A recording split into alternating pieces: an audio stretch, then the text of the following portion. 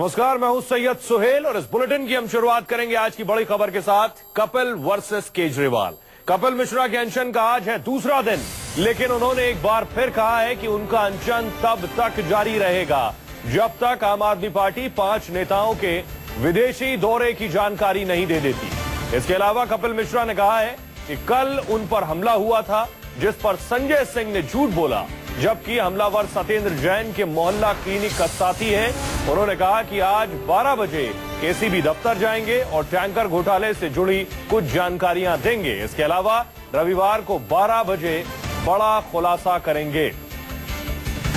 हमारे साथ दिव्या जुड़ रही है, हमारी सहयोगी। कपिल मिश्रा उनके साथ मौजूद हैं। दिव्या, कपिल मिश्रा आज एसीबी के सामने किन बातों को रखेंगे, और वो भी अपने गुरु केजरीवाल के स्टाइल ऑफ प्रोटेस्ट को ही फॉलो कर रहे हैं?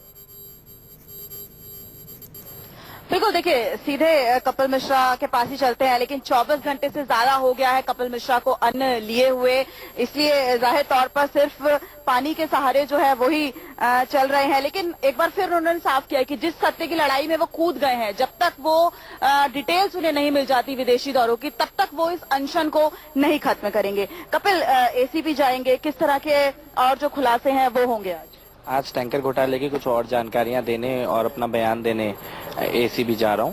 उसके अलावा और भी कई भ्रष्टाचार की शिकायतें मेरे पास आ रही हैं। उनमें 2-3 मामले बहुत गंभीर लग रहे हैं जिनके तथ्य इकट्ठे कर रहा हूं।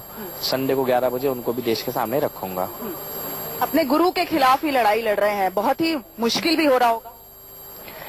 दुख हो रहा है जिस प्रकार की टैक्टिक्स अब वो अपना रहे हैं। इस प्रकार बहुत ही भ्रष्ट राजनेता इस तरह की हरकतें करते थे पहले। चुप हो जाना, मामले से ध्यान भटकाने की कोशिश करना, सवालों के जवाब नहीं देना, सगे संबंधियों के ऊपर भ्रष्टाचार के केस दर्ज हो जाने के बावजूद भी उसका जवाब नहीं देना, ऐसा बहुत कम राजनेता ऐसे हुए हैं देश में जिन्होंने इस प्रकार मंत्री रहते हुए विदेश दौरों पर अनशन नहीं किया इन्होंने।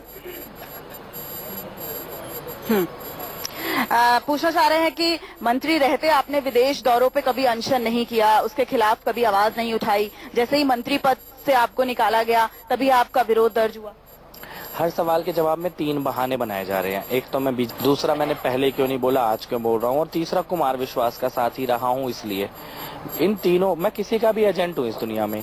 इस सवाल का जवाब देने में क्या छुपाना है जो नहीं दे पा रहे हो।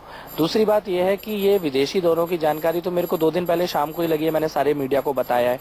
उससे पहले ये दौरे इतने गुप्त रखे गए कि जो लोग अपनी हर एक चीज को सोशल मीडिया में डालते हैं, उन्होंने अपने विदेशी दौरों की कोई तस्वीर किसी सोशल मीडिया में नहीं डाली। तो ये भी कहा जा रहा है, सवाल ये भी खड़े हो रहे हैं, कुमार विश्वास और मनीष सिसोदिया के जो विदेशी दौरे हैं उनकी डिटेल्स क्यों नहीं मांग रहे हैं, जबकि मनीष सिसोदिया तो एनआरआई विंग के चीफ भी हैं और सबसे ज्यादा विदेशी दौरे अभी तक मनीष सिसोदिया कर चुके हैं। मेरी जानकारी में नहीं है। मेरी जानकारी में जो शिकायतें आई कि 5 लोगों के कारण कई गलत डील भी हुई हैं, पैसे सरकारी और जनता के पैसों का दुरुपयोग हुआ है, उनकी मैंने मांग की है। मनीष सिसोदिया जी के बारे में मैं एक बात कहना चाहता हूं कि उनके किसी भ्रष्टाचार के बारे में मैंने कभी सुना नहीं अभी तक। अब भी मैं ये मानता हूं कि मनीष सिसोदिया जी ईमानदार हैं और हार्ड वर्किंग है। दिव्या, कपिल से पूछिए कि जब ये कुछ खुलासे करने जा रहे थे तब कुमार विश्वास ने इनके ट्वीट को रीट्वीट किया था, लेकिन आज वो इनके साथ नहीं खड़े हैं। उस वक्त ये कह रहे थे कि भ्रष्टाचार के खिलाफ आवाज उठाओ, हम तुम्हारे साथ हैं। आज ये अकेले हैं।